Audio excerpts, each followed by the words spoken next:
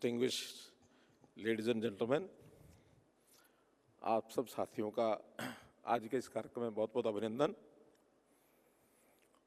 मित्रों, जैसा आज इस युग से हम निकल रहे हैं तो हर ओर इतिहास की भी लंबी चर्चा है और नेक्स्ट जनरेशन की लंबी चर्चा है। इतिहास हम कोई 100 साल का याद करता है, कोई 50 साल याद करता है, कोई 1947 से शुरू करता है। आज की चर्चा के संदर्भ में नेक्स्ट वर्षों की भी चर्चा होने लगी है। जैसा 2047 तक जब देश को 100 वर्ष हो जाएंगे आज़ादी के, तो हमारा संकल्प है कि हम इस देश को विकसित भारत बनाएंगे। और विकसित भारत की एक कल्पना अपने देश के प्रधानमंत्री श्री नरेंद्र मोदी जी की, कि आखिर दुनिया के साथ हम compete करके ऐसे स्थान पर क्यों ना पहुँचें कि भारतवर्ष अपना बेस्ट जो है वो दुनिया को दे सके। 2047 के बाद भी कुछ लोग चर्चा अगले 50 वर्ष की, अगले 100 वर्ष की, how the next world would be, how the next India would be. और वो जब सब करना है तो हमको पता है कि उसके लिए किसी देश की अर्थव्यवस्था मजबूत होगी तभी वो विकसित बनेगा। और अर्थव्यवस्था के लिए उद्योग आवश्यक है, उद्योगों के लिए पावर आवश्यक है, यानी एनर्जी। इसके बारे में आज हर किसी व्यक्ति की चिंता है, न केवल उद्योगों के लिए बल्कि व्यक्ति की मूलभूत आवश्यकताओं के लिए भी एनर्जी की बहुत बड़ी आवश्यकता ये पड़ने वाली है। तो उसमें हम जब नेक्स्ट की बात करते हैं तो एनर्जी नेक्स्ट, ये भी हमारा ध्येय है कि आज के आगे हम कितना बढ़ेंगे, इसकी कल्पना योजना ये की जा सकती है। मित्रों, इस प्रतिष्ठित सभा को संबोधित करते हुए मुझे बहुत खुशी हो रही है कि हम भारत के एनर्जी ट्रांजिशन में जिस मोड़ पर आज आए हैं उसकी चर्चा आज हम करेंगे। हमको भारत के भविष्य को आकार देने के लिए आज जो विकल्प हमारे सामने हैं एनर्जी के, उसमें से कुछ चुनना होगा। मित्रों, वर्ल्ड बैंक ने पुष्टि की है कि अगले 2 वर्षों में हमारी जो जीडीपी है वो लगातार 6.7% तक ये आगे चलेगी। तेजी से बढ़ती हुई हमारी अर्थव्यवस्था दुनिया को भी हैरान करने वाली है कि भारतवर्ष इस तेजी से आगे बढ़ रहा है।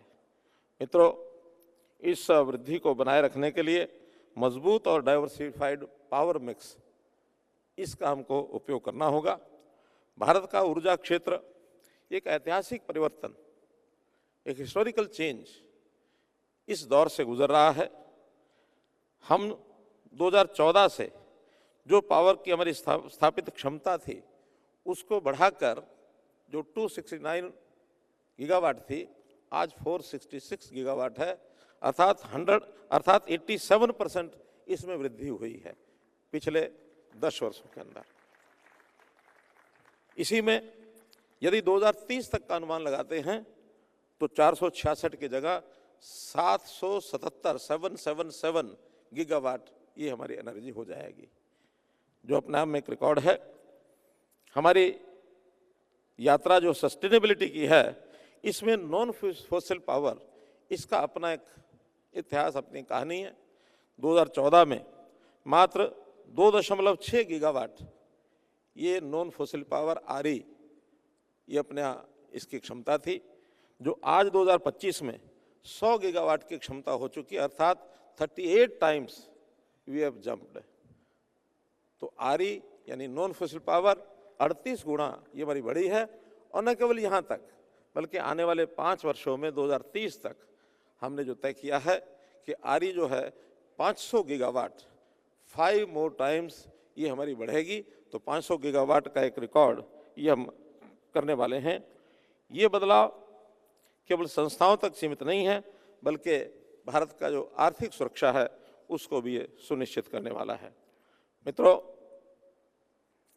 हम लोग जब सोलर टैरिफ की बात करते हैं तो 2010 में, चूँकि ये टेक्नोलॉजी नई थी, उस समय 10 रुपये 95 पैसे प्रति यूनिट ये आरई यानी सोलर पावर ये हमको खर्च आता था, और आज हमारे वैज्ञानिकों ने, हमारे शोधकर्ताओं ने, हमारे इंडस्ट्री ने उसमें इतनी प्रगति की है कि अब मात्र 2 रुपये 60 पैसे तक ये जो पावर आपको मिलने लगी है, इतनी गिरावट आई है, जो हमारे अर्थव्यवस्था को और मजबूत करेगा।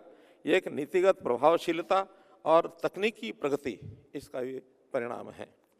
सौर ऊर्जा को और आगे बढ़ाने के लिए सरकार ने साहसिक जो पहल की है उसमें कुछ बातें शामिल हैं, जैसा ultra mega renewable energy park, बड़े पैमाने की परियोजनाओं, उनको भूमि और ट्रांसमिशन बुनियादी ढांचों को सुनिश्चित किया है बड़े प्रोजेक्ट्स के लिए। इसी प्रकार नवीकरणीय ऊर्जा परियोजनाओं के लिए 50 गीगावाट वार्षिक बिडिंग ट्रेजेक्ट्री से निवेशकों के विश्वास को और हमने सुदृढ़ किया है। इंटरस्टेट ट्रांसमिशन चार्जेस, इसमें छूट दी गई है और इस छूट से नवीकरणीय ऊर्जा को और अधिक लागत प्रतिस्पर्धी, मोर कॉम्पिटिटिव ये बनाना है। भारत में पहले से ही दुनिया के 2 सबसे बड़े सौर पार्क हैं। सबसे पहला भादला 2245 मेगावाट, ये एक बड़ा प्रोजेक्ट जो दुनिया का सबसे बड़ा प्रोजेक्ट है, और इसी प्रकार पावगढ़ा ये भी 2000 मेगावाट का है, और कई मेगा परियोजनाएं अभी विकास के क्रम में आगे हैं, बहुत जल्दी वो आपको मिलेंगी। बजट की घोषणाएं, माननीय प्रधानमंत्री जी की यूनाइटेड स्टेट्स ऑफ अमेरिका की यात्रा, इसके बाद प्रत्येक व्यक्ति अब परमाणु ऊर्जा की भी बात करने लगा है, न्यूक्लियर पावर। तो इस न्यूक्लियर पावर के विस्तार में भी हमारी जो योजनाएं हैं उसकी भी जानकारी आपको देना चाहूँगा। परमाणु ऊर्जा हमारी बेस लोड पावर का एक महत्वपूर्ण हिस्सा ये बनने के लिए तैयार है। वर्तमान हमारी न्यूक्लियर पावर की कैपेसिटी 8.2 गीगावाट है, और हमारी महत्वाकांक्षा है कि 2047 तक हम इसको 100 गीगावाट तक ये पहुंचा सकें। इस प्रकार से हम न्यूक्लियर पावर में आगे बढ़ने के लिए तैयार हैं। इसके लिए स्मॉल मॉड्यूलर रिएक्टर्स, हाल ही में इसका जो प्रयास किया गया है, जिसके माध्यम से हमारी न्यूक्लियर पावर आगे बढ़ेगी, तो ये एक परिवर्तनकारी ये जो कदम है इसके बारे में भी आपको जानकारी दे रहा हूँ। उनके स्केलेबल डिज़ाइन और कॉस्ट इफेक्टिवनेस और फ्लेक्सिबिलिटी, उन्हें ग्रिड और ऑफ ग्रिड प्रयोगों दोनों के लिए हमें SMRs के लिए ये हम आदर्श मानते हैं। सरकार ने SMRs में अनुसंधान और विकास के लिए इस बार बजट में 20,000 करोड़ रुपया ये आवंटित किया है। 2033 तक 5 स्वदेशी SMR इसको चालू करने की योजना है, जो अपने आप में बड़ा कदम है। एक आधुनिक विद्युत क्षेत्र को उत्पादन से आगे बढ़कर विद्युत वितरण को भी सुचारू करना पड़ेगा, डिस्ट्रीब्यूशन ऑफ पावर। ये भी एक बहुत बड़ा चैलेंज है, क्योंकि पावर उपयोग करना, लेकिन देश के कोने कोने में, चाहे उद्योग हो, चाहे उसमें हमारी डोमेस्टिक सप्लाई हो, एग्रीकल्चर सप्लाई हो, तो वितरण जब तक ठीक उसका प्रभावी ढंग नहीं होगा तो भी हम अपने लक्ष्य को प्राप्त नहीं कर पाएंगे। ऐतिहासिक रूप से भारत के डिस्कॉम्स को वित्तीय चुनौतियों का सामना ये करना पड़ा, लेकिन रणनीतिक सुधारों के माध्यम से हम बुनियादी ढांचे, दक्षता और व्यवहार्यता में सुधार कर रहे हैं। द RDSS इस प्रयास का नेतृत्व कर रही है। ट्रांसमिशन नुकसान को हम कम करने, चोरी का पता लगाने और बिजली की गुणवत्ता बढ़ाने के लिए AI अर्थात आर्टिफिशियल इंटेलिजेंस, मशीन लर्निंग और स्मार्ट मीटर लाभ उठा रहे हैं। हमारे अपने देश में जो हमारे TND लॉसेज हैं, ATS लॉसेज, इन लॉसेज को हमने कम किया है। एक समय था कि देश के ये लॉसेज 25% के पैरामीटर पर थे, जो आज घट करके 16% हो गए हैं।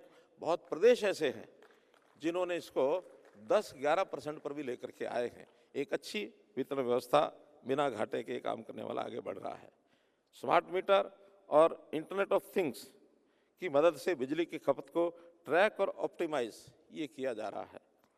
पावरथॉन जैसी पहल डिमांड फोरकास्टिंग, एसेट मैनेजमेंट और रीन्यूएबल एनर्जी इंटीग्रेशन के लिए आर्टिफिशियल इंटेलिजेंस संचालित समाधानों की ओर ये बढ़ावा दे रही है।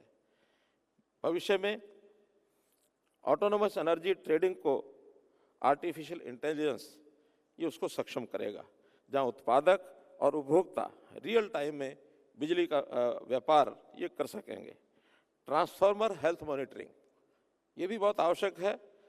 IoT आधारित स्विच गियर मैनेजमेंट और ड्रोन आधारित एसेट इंस्पेक्शन हमारे डिस्ट्रीब्यूशन नेटवर्क को और मजबूत करने के लिए सक्रिय रूप से तैनात किए जा रहे हैं। सुपर कंडक्टिंग विद्युत लाइनों का उपयोग करके ट्रांसमिशन लॉस को बचाया जा रहा है। नए ईंधन, जो परंपरागत ईंधन है हमारे, इसके अलावा भारत का ऊर्जा परिवर्तन भी भविष्य के ईंधनों से प्रेरित होगा। ग्रीन हाइड्रोजन का उपयोग उद्योगों और मोबिलिटी सॉल्यूशंस में किया जाएगा। सिंथेटिक फ्यूल और बायोफ्यूल भविष्य में पेट्रोलियम आधारित उत्पादों की जगह ये ले सकेंगे। इसी प्रकार एक प्रयोग रूफटॉप सोलर एनर्जी, जो भारतीय परिवारों को सशक्त बनाएगा। फरवरी 2024 में प्रधानमंत्री जी ने शुरू की PM सूर्य घर मुफ्त बिजली योजना। इस योजना को घरेलू उद्योग खपत में क्रांतिकारी बदलाव लाने की दिशा में गिना जाता है। 75,000 करोड़ रुपए के आवंटित किए जाने के साथ ये पहल परिवारों को सोलर रूफटॉप स्थापित करने के लिए पर्याप्त सब्सिडी प्रदान करती है, जिससे उन्हें भुगतान या कम लागत वाली बिजली उत्पन्न करने में मदद मिलती है। पहले से ही 9 लाख से अधिक परिवारों में सोलर रूफटॉप को ये अपनाया है, जिसमें लगभग आधे को नेट मीटरिंग व्यवस्था के तहत शून्य बिजली बिल इसके साथ जोड़ा गया है। इस योजना का उद्देश्य ऊर्जा को अपनाने में और तेजी लाना है और करोड़ों भारतीयों के लिए ऊर्जा स्वतंत्रता को वास्तविकता उनके लिए ये सिद्ध होगी, ऐसा मानना है। इलेक्ट्रिक व्हीकल, EV क्रांति, जैसे जैसे भारत की ओर बढ़ रहा है, बिजली क्षेत्र बढ़ती मांग को पूरा करने के लिए तैयार है। 2031-32 तक इलेक्ट्रिक वाहन ये 63,000 बिजली की मांग को बढ़ाएगा, जो कि हमारी कैपेसिटी एडिशन के माध्यम से आसानी से उसको हम पूरा कर सकेंगे। सरकार ने इस दिशा में कुछ सक्रिय कदम उठाए हैं, जैसे स्टैंडर्डाइजेशन एंड एक्सेसिबिलिटी सुनिश्चित करने के लिए EV चार्जिंग इंफ्रास्ट्रक्चर गाइडलाइंस 2024 ये हमने जारी की है। बढ़ते हुए EV इकोसिस्टम का समर्थन करने के लिए 2030 तक 1 लाख चार्जिंग स्टेशंस, इसका लक्ष्य हमने रखा है। ये लक्ष्य हम पूरा करेंगे 2030 तक। क्लीन टेक मैन्युफैक्चरिंग को प्रोत्साहित करना तथा EV बैटरी को और घटकों के घरेलू उत्पादन को मजबूत करना है। मित्रों, आगे की राह ये हमारी बड़ी महत्वाकांक्षी राह है। भारत इसके लिए तैयार है। हमारी ऊर्जा नीतियाँ एक आत्मनिर्भर और टिकाऊ भविष्य को आकार दे रही हैं।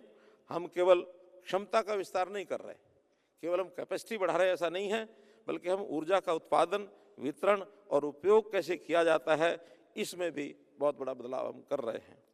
उद्योग, शिक्षाविदों और नीति निर्माताओं के बीच निरंतर सहयोग के साथ भारत नवीकरणीय ऊर्जा, परमाणु नवाचार और स्वच्छ तकनीकी के एक वैश्विक नेता के रूप में उभरेगा। आइए हम सब साथ मिलकर भारत के भविष्य को और मजबूत करें, इस क्षेत्र में अपना योगदान दें। आपका बहुत बहुत धन्यवाद, बहुत बहुत आभार।